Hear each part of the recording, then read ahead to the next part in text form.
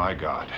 Poseidon Adventure is a good one for me to compare to the sort of theoretical framework that I use, which comes out of mythology and the study of the work of Joseph Campbell and this thing called A Hero's Journey, which is a model for most stories. I mean, they almost all have some elements of this, and Poseidon Adventure, being an adventure, has a lot of those aspects in place. One of the classic texts that the Poseidon Adventure evokes is Dante's Purgatorio, the central movement of his Divine Comedy. They are going deeper and deeper into the ship, and they're pushing aside dead bodies in the corridors, and several of the characters on the team are done away with very brutally and abruptly.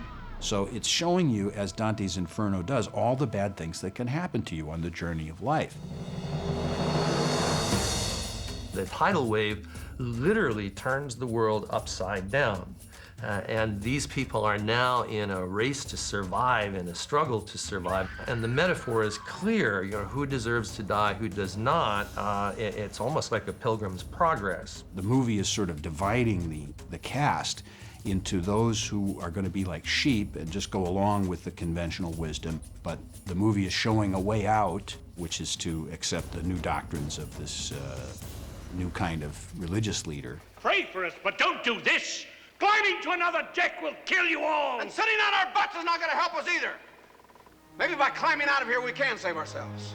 You got any sense, you'll come along with us. Grab a hold. Faith and trust are huge issues in the Poseidon Adventure, and it all starts especially when Susan has to make a quite literal leap of faith. Come on, Susan! Jump, we'll catch you! I can't! Don't be afraid, jump! Trust us! And from that point onward, issues of who are you going to trust are forefront in the film. People love heroes. They want to be heroic. They want to know that we all have that within ourselves. And we do. And we never know it for sure until some sort of disaster happens. We're cut off from the rest of the world. They can't get to us. Maybe we can get to them. You've said enough. Now get out of the way. Reverend Scott is a leader for sure. He's a natural leader. You can see that a number of times in the film when there's a vacuum and everyone's waiting around for what to do. He jumps right in. He's the kind of guy who is sort of gung-ho about taking responsibility. He's not afraid of it. He's not that kind of reluctant hero. But he's a questioning hero who sort of knows what he's got to do in order to save the day and is willing to make that sacrifice. Follow her. Wait a minute. Don't you ever say please? It'll get you up that tree. Please. After Reverend Scott and the others have climbed the Christmas tree, they're standing by the linen service door, and we see the grief and the anguish on his face as he closes the door, knowing that those people who are left behind are going to die, and yet completely powerless to save them because they have chosen to stay behind and not to save themselves. Rogo? Yeah. Bring him down this way. All right, everybody down this way. Come on, baby. Oh, this is a bunch of crap. We're sinking and nothing's gonna keep us from drowning. Keep moving. Lieutenant Rogo is really the voice of trusting in systems and trusting in authorities and trusting in established ways of doing things. Strangely enough, although he's a detective lieutenant, is not a risk taker. He wants proof. He wants to know what you have seen with your own eyes. He is not one to launch out on some sort of a fool idealistic crusade like Reverend Scott. Do you know what a flash fire is? Well, mister, I'm not gonna let you kill us. I'm going through that door, Mr. Rogo. You can either stand aside and close that door to keep the air from coming in, or you can try to stop me. At one point, they look at each other, and Reverend Scott points out, you know, you're really looking at yourself here. We're not all that much different. I think what I don't like about you, Scott, is your attitude. Or does it go deeper than that? Maybe we're two of a kind, Mr. Rogo. And you don't like looking at yourself. And I think there was some of that going on in the story of Peter and Christ, that these were equals on some level. They were parallel characters and just had gone down different roads in their lives, but then were brought together by this experience. Wait a minute. May I make a suggestion, please? It's Mr. Martin who even plays a kind of a mediating role between Lieutenant Rogo and Reverend Scott. The rest of us would feel much more secure if you two would stop shouting at one another. He's a kind of what I would call a reluctant hero in the sense that he didn't ask for any of this, but he does rise to the occasion. And I think that's one of the themes of the movie, is how adversity will test people. And some people pass the test and come out with flying colors because they discovered things in themselves that they didn't know were there. Val, be careful.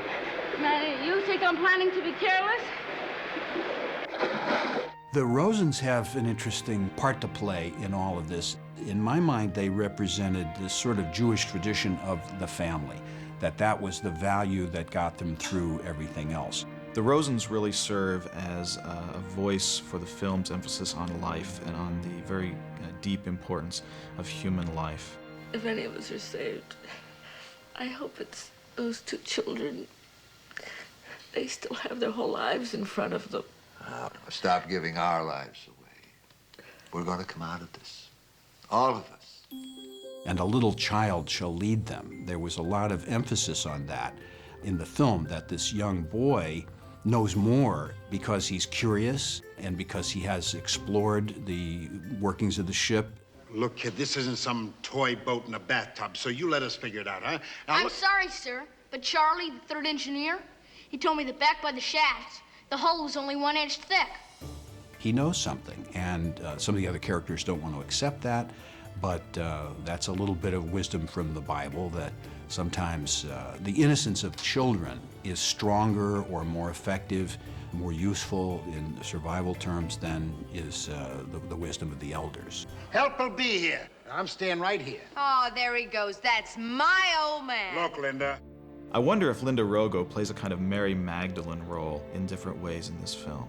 The obvious connection is that of the reformed prostitute who makes something good out of her life. But in another way, Mary Magdalene in the Gospels is a voice who believes at times when the male disciples do not, especially after Jesus' death and resurrection. And she is a driving force at the beginning of the film in getting Lieutenant Rogo to go along with the entire escape plan. You get your ass down here with us, mister, right away. Hey, you ought to watch your language, preacher. You sound like you come from the slum or something. You son of a bitch, go help him! Okay. I wanted him to help the preacher because maybe, just maybe, this preacher knew something more than we did. Maybe he was closer to God than we all were. Maybe he had some power that would give us grace and let us get through and get out of it, a miracle though it might be. There it is, Mr. Rogo! Just like I told ya! Of course, the climactic moment of self-sacrifice in the Poseidon adventure is when Reverend Scott leaps from the catwalk in the engine room out onto that big red valve handle. You want it alive?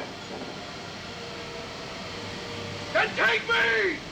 So it's at this moment that Reverend Scott is solidified as a kind of a Christ figure. He gives his life in the climactic moment so that everybody else can get to safety. Reverend Scott's role is to be that kind of hero who doesn't make it all the way through, but through his sacrifice makes it possible for everybody else to do that. And that's a classic hero's journey idea. All right, now what? Dead end. In the closing moments of the film, Lieutenant Rogo undergoes a kind of conversion experience when he finally comes to admit that Reverend Scott was right all along.